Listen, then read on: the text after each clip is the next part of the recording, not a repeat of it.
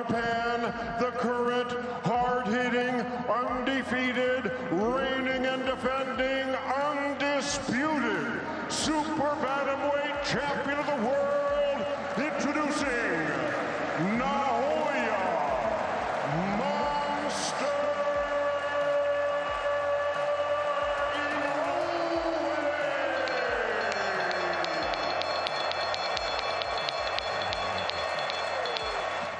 I know Naoya Inoue is a powerful puncher, but am I worried about his renowned punching power?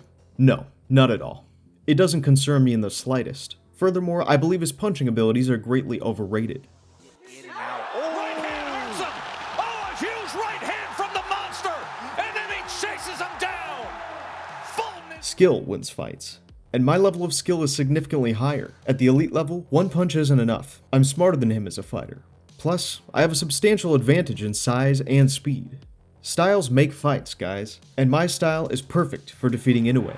The monster on the attack, trying to claim 2 more belts as Fulton tried to grab the ropes, backed up into the corner.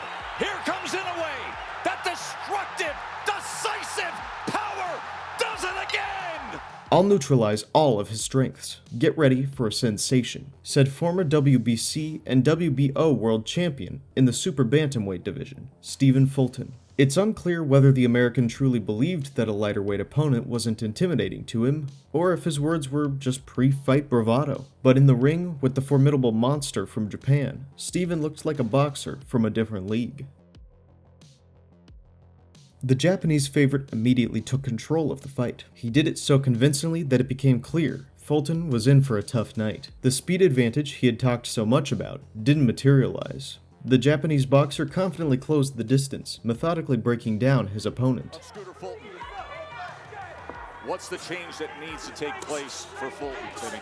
Gotta change his rhythm. He's standing directly in front. Use your legs. Try to come forward, but he's not letting his hands go. He's afraid for what's going to come back. So now use your legs. Lure in Inoue, because now it changes rhythm up. I mean, when you have a fighter like Inoue just landing shots like that, you have to change your rhythm up. You have to. Throw feints.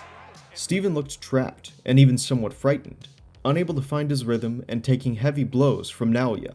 Any local successes by the American were immediately neutralized. After taking a punch, Inoue immediately responded with powerful attacks.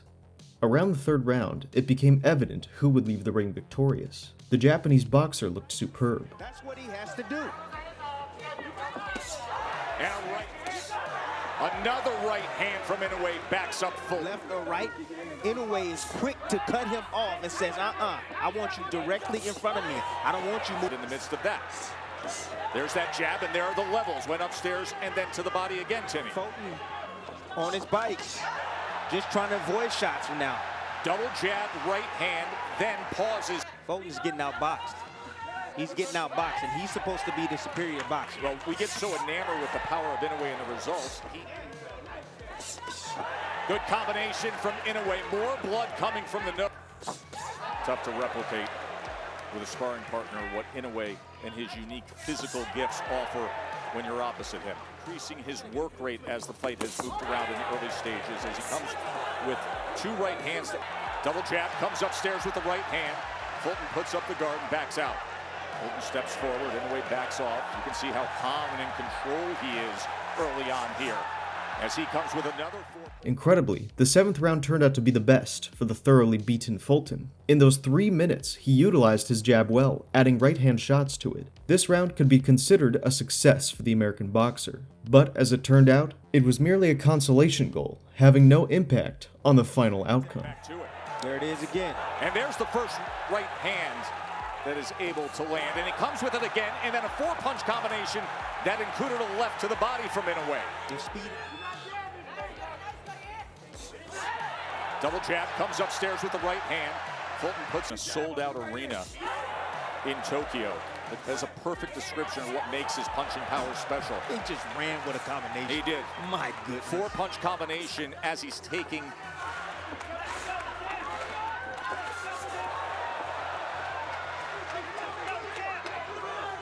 That's the one thing about Inoue. He never stops hunting for that knockout. Having rested during the previous 3 minutes, in the 8th round, Naoya decided to finish the fight. A precise 1-2 from the monster sent his opponent into a heavy knockdown. Though he struggled to get up, he was brutally finished before the referee stopped the fight. The American, who promised to teach his opponent a boxing lesson, was completely annihilated. Fulton is laid out, struggling to get to his feet. Fulton hurt badly. The monster on the attack, trying to claim 2 more belts as Fulton tried to grab the ropes, backed up into the corner. Here comes Inoue. That destructive, decisive power does it again. The monster, a 4-division world champion, stamping it At the top, and here's the finish. One of the best finishers in boxing, if not the best. Just an onslaught of violent, vicious punch. Won the actual battle. When you win the jab battle test, everything else follows, as you can see here.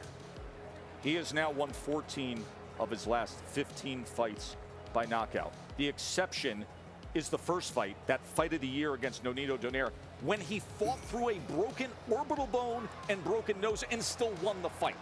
I still think that was his greatest fight. He's a versatile guy, and he made him look ordinary. I've never seen Fulton so tentative, and it was by a smaller guy. And it was right away in the first round, Timmy, as soon as he realized the speed, the power, the prowess, the technical ability, especially with the jab. Forget the power punches, the jab. The smaller man won the jab battle, and the smaller man. Now a 4-division world champion and the new WBC and WBO super bantamweight champion of the world, Naoya, the monster Inoue. Tim, you used the word earlier.